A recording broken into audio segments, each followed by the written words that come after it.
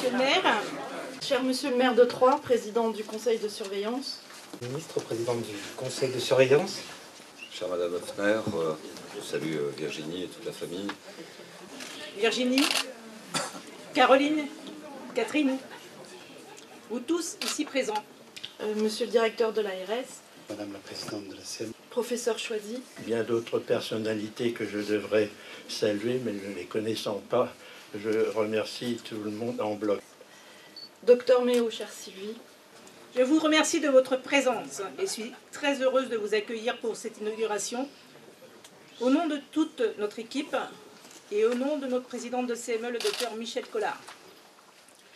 L'anatomopathologie, ou ANAPAT, est la spécialité médicale méconnue mais incontournable où sont réalisés des examens par un médecin spécialiste appelé ANAPAT. Ces examens sont le gold standard du diagnostic des cancers. Aucun cancer, sauf exception qui confirme la règle, ne peut être traité sans confirmation ANAPAT. L'examen ANAPAT participe aussi au diagnostic de nombreuses autres maladies non cancéreuses. Ce diagnostic va déterminer une grande partie des paramètres nécessaires à la bonne prise en charge thérapeutique du patient. Il reste basé avant tout sur une interprétation purement intellectuelle d'une image par l'intermédiaire d'un microscope. L'ANAPAT, c'est l'endroit où va être envoyé par exemple pour analyse un grain de beauté que le dermato vous a enlevé car il le trouvait moche. L'ANAPAT va dire si c'est un cancer ou non. Le service ANAPAT de l'hôpital a été créé en janvier 1975 par le docteur Claude Hoeffner. Il portait alors le nom de Fondation Vasmer, du nom du donataire qui avait fait un legs ayant permis sa création. C'était un petit préfabriqué situé sur la pelouse de l'ancien hôpital, là où est maintenant le service de réanimation. Petit à petit, le service grandit. Assez rapidement, des collaborations s'établissent avec l'hôpital de Vitry-de-François, des praticiens de ville, puis avec l'hôpital de Romilly. En 1990, le service déménage au P1. Quelques années plus tard, le docteur Hoeffner y crée une unité de génétique dont vous parlera le docteur Moselle. En 2007, le service reprend l'activité ANAPAT du centre hospitalier de Saint-Dizier, puis en 2015, celle de l'hôpital de Chaumont. À partir d'aujourd'hui, 1er avril, nous réalisons également les examens pour l'hôpital de Sens.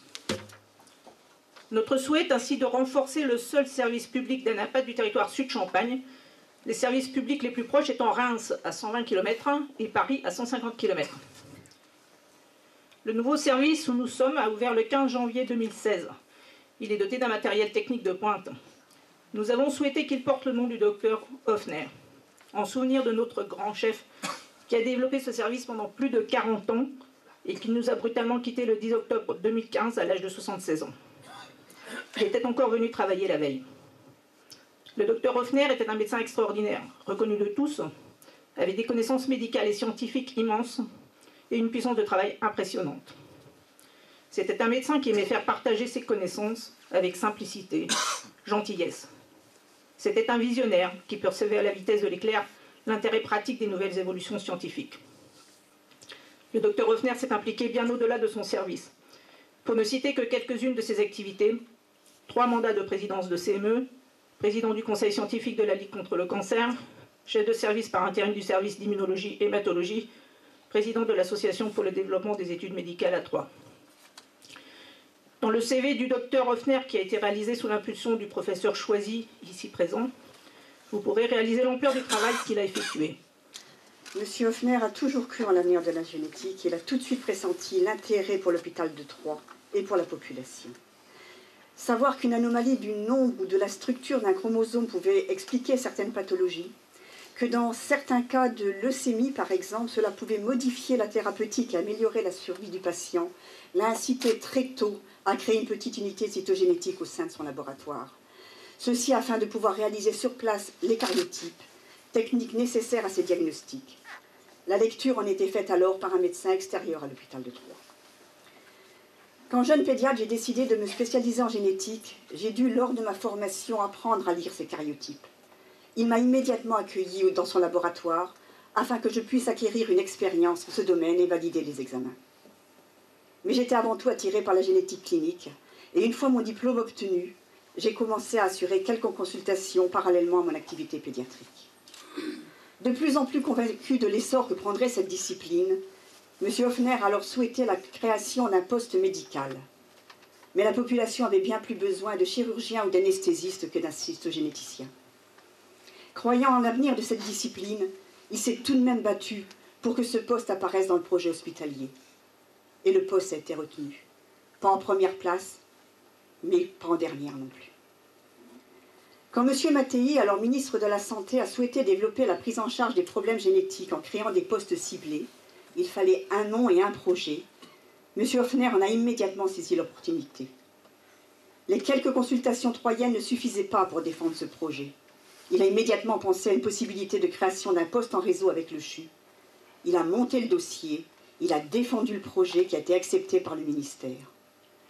Je quittais alors la pédiatrie afin de développer les consultations de génétique à l'hôpital de Troyes. M. Hoffner m'a non seulement accueilli, mais encouragé, soutenu et aidé. Ses vastes connaissances permettaient d'aborder tous les sujets et nous parlions souvent de l'évolution de cette spécialité. Il s'intéressait à tous les développements de cette discipline. Et lorsqu'en 2014, l'INCa, l'Institut national de lutte contre le cancer, nous a mandatés pour la prise en charge et le suivi des personnes à risque tumoral, notamment dans le domaine du cancer du sein et du côlon, il a été très content que la structure s'investisse dans ce nouveau challenge. Il m'a même remis, la dernière fois que nous nous sommes rencontrés, un article récent qu'il venait de lire sur le sujet, preuve s'il en fallait de son intérêt pour celui-ci. L'unité de génétique existe grâce à lui, et je veux ici sincèrement l'en remercier. Il a été un des premiers étudiants que j'ai eu entre les mains à l'école nationale de médecine et de pharmacie de Reims, avant qu'elle ne soit faculté. Elle ne retrouvera son niveau de faculté que en 1963, lors de l'installation dans les nouveaux locaux. Alors, mon hommage à Claude Hoffner démarre, si je puis dire, dans ses années d'études. Il était en 4e année de médecine lorsque j'ai vu à un de mes cours, j'étais moi-même jeune agrégé, faisant la navette entre Paris et Reims, et je vois arriver à mes cours, c'était au mois de juin, vous allez voir que c'est important, et un personnage s'installe un peu au fond de la classe, et tranquillement, il avait son paquet de cerises qu'il a consommé allègrement. Vous voyez un peu l'effet que ça a pu faire. Un jeune agrégé que j'étais, un peu psychorigide probablement, mais 68 allait bientôt apparaître, donc nous avons un petit peu modulé notre façon de faire. Alors voilà quel était mon premier contact avec Claude Hoffner.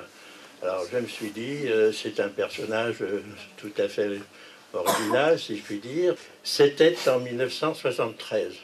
La municipalité de l'époque, surtout en la personne de Robert Gallet, souhaitait développer l'enseignement supérieur à Troyes. Puis appuyé, suivi d'ailleurs, peu de temps après, par le Conseil général qui avait vu tout de suite l'intérêt qu'il pouvait y avoir à former des étudiants en médecine à Troyes, et le retour a pu être prouvé quelques années après. Alors, sous cet angle, en accord bien sûr avec la faculté de médecine de Reims, qui avait beaucoup d'étudiants à accueillir, c'était après 68, quand la municipalité de Troyes, en accord bien sûr avec l'université, a inauguré en grande pompe, je vais remettre ce document à monsieur le maire pour qu'il puisse s'en souvenir le moment venu, inauguré en grande pompe avec le président de l'université, monsieur Devez, le maire de l'époque, Robert Gallet, le recteur de l'époque, madame Alice Saunier-Céité, et qui deviendra plus tard ministre de l'enseignement supérieur, et bien entendu, mise en place de cet enseignement en 1973, auquel Claude Hoffner a été d'emblée embauché, si je puis dire, pour assurer l'enseignement de l'anatomie pathologique. Et c'est à partir de cette date que nous avons en quelque sorte repris contact. Il n'était plus question de cerises, mais il en sera question beaucoup plus tard. Vous imaginez des étudiants à l'hôpital, c'était du temps du directeur M. Gredien, et ça a été un petit moment d'affolement, surtout parmi le personnel infirmier qui se demandait comment on allait pouvoir accepter ces étudiants. Et puis aussi le personnel médical qui se posait la question de ses statuts.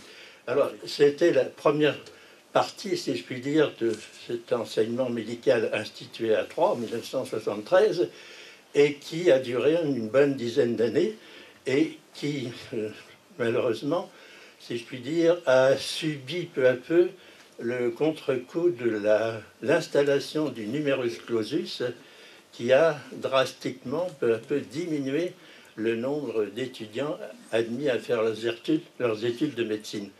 Et c'est à ce moment-là que Claude Hoffner a pris un peu les choses en main. Moi, étant universitaire focalisé sur le deuxième cycle, je n'avais plus ma place, si je puis dire, dans ce dispositif. Et c'est lui qui a bien voulu prendre en charge la présidence de cette association.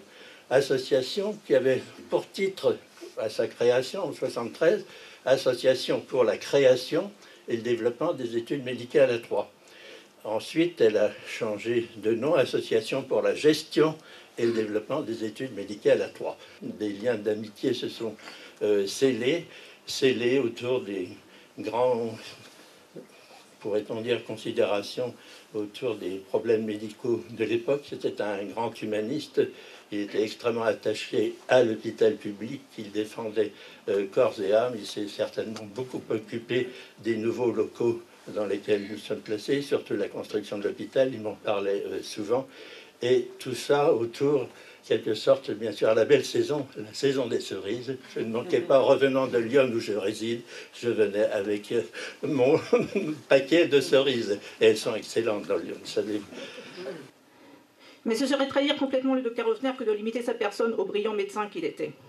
Car c'était aussi un homme chaleureux qui aimait profondément les gens, était attentif à chacun, quelles que soient ses origines.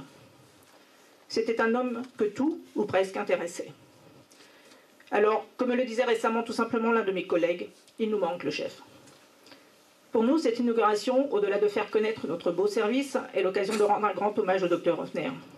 Au-delà du nom donné au service, l'hommage que nous souhaitons lui rendre est de perpétuer l'esprit qu'il a toujours insufflé, aller de l'avant, faire du travail de qualité, dans l'intérêt du patient et dans l'entraide.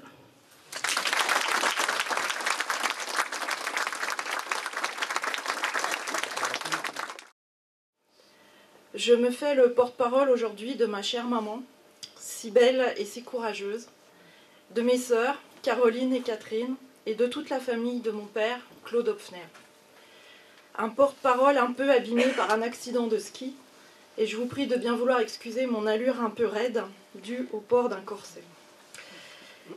Mes premiers mots seront pour vous remercier tous infiniment, vous, chère Sylvie, l'ensemble du personnel du labo, la direction de l'établissement, et vous, Monsieur le Président, pour cet honneur que vous faites à la mémoire de mon père. Cette proposition nous a profondément émus, et il a suffi d'un regard entre ma mère et moi pour vous donner bien sûr notre accord. C'est l'ouvrage d'une vie que nous inaugurons. Où qu'il soit, je sais sa fierté et je devine les étincelles dans ses yeux. Mon père a consacré 40 années, 9 mois et 10 jours au centre hospitalier de Troyes, à ce service. Il a bataillé avec passion pour créer, développer et assurer la pérennité de cette entité. Chère Sylvie, vous avez repris le flambeau et ça comptait beaucoup pour lui. Je suis bien certaine qu'il ne vous en a jamais rien dit, mais il parlait souvent de vous, non sans fierté, et de toute l'équipe qui a constitué au fil du temps une grande famille. Il se réjouissait de ce déménagement, de ce nouveau départ, et il avait confié à ma mère devoir s'atteler au rangement de son bureau et aux cartons à faire pour le transfert. Ce à quoi elle lui avait répondu qu'il ferait bien de commencer par ranger son bureau à leur domicile. Les femmes de la famille ont toujours eu du caractère. J'en profite d'ailleurs pour rendre un hommage particulier à ma mère, épouse et super maman, qui a partagé la vie du docteur Hoffner pendant 51 ans et qui, mieux que personne, a compris et partagé son idéal. Elle lui a permis de s'y consacrer pleinement, en assurant une bulle d'amour et une logistique sans faille autour de la famille. J'ai trouvé cette jolie phrase d'Alexandre Dumas au cours de ma convalescence. « Les gens que nous avons aimés ne sauront plus jamais où ils étaient, mais ils sont partout où nous sommes. » Et ici, je crois qu'il flotte pour toujours, une belle chevelure blanche et un regard à la fois bienveillant et exigeant. Je souhaite néanmoins, et pour finir mon propos, vous faire partager une petite anecdote très récente. Mon fils Arthur, qui a 17 ans, s'interrogeait beaucoup en septembre dernier sur le choix de ses futures études. Et il parlait souvent avec son grand-père. Arthur lui a dit un jour « Tu sais, papy, je ne ferai pas médecine, ça c'est sûr. Je ne suis vraiment pas attiré par ce métier, même si je sais que ça t'aurait fait plaisir. » Il lui a répondu « Fais ce que tu as envie de faire, peu importe. Mais ce qui compte surtout, c'est que tu le fasses bien. » Faire les choses bien.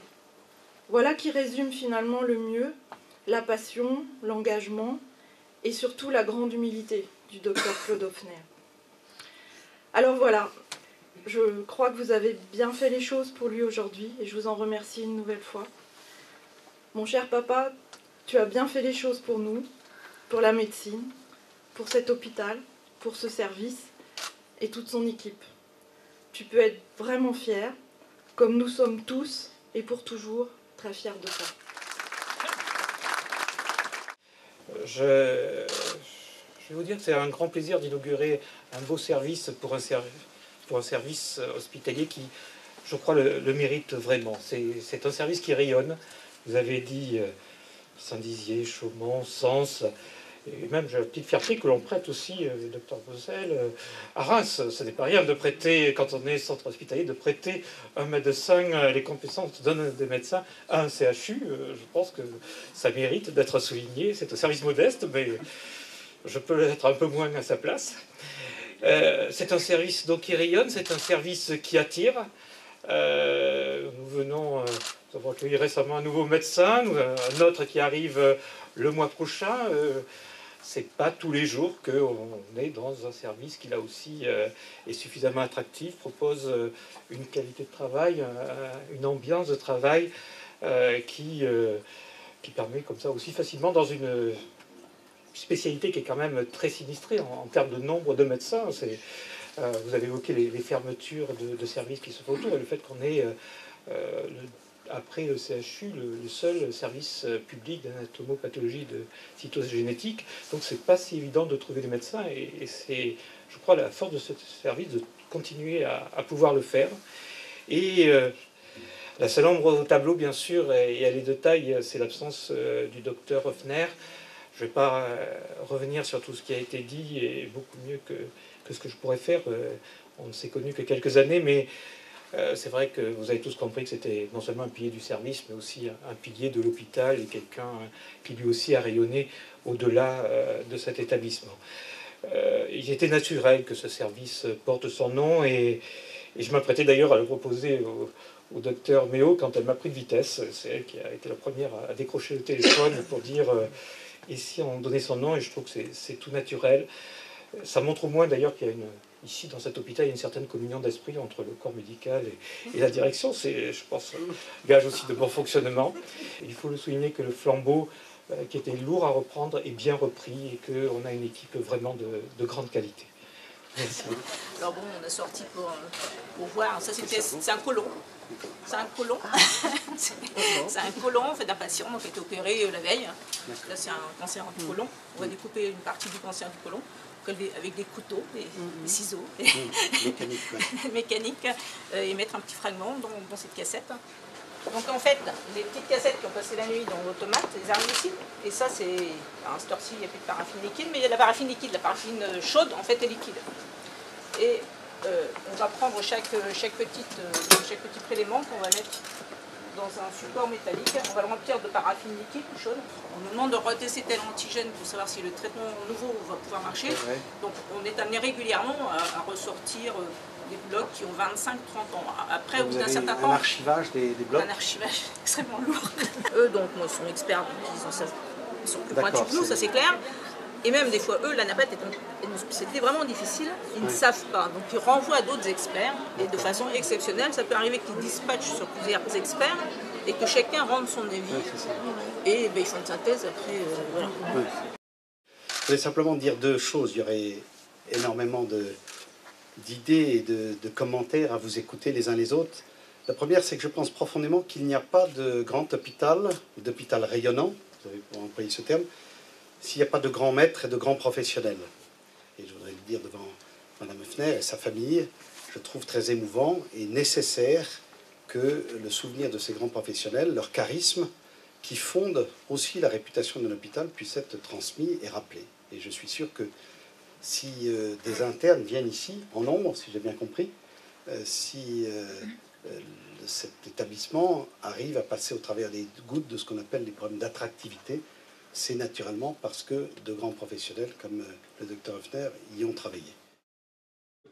Vous l'avez bien dit, Monsieur Darcourt, un établissement, surtout un établissement hospitalier, ça repose sur l'addition des richesses humaines, quel que soit le rôle, la responsabilité conférée à chacune et à chacun qui consacre sa vie professionnelle à la cause de la santé publique en général et au développement d'un établissement en particulier. Il est peu de dire que le professeur choisi est à ses côtés, sous sa formation et ensuite dans une trajectoire individuelle.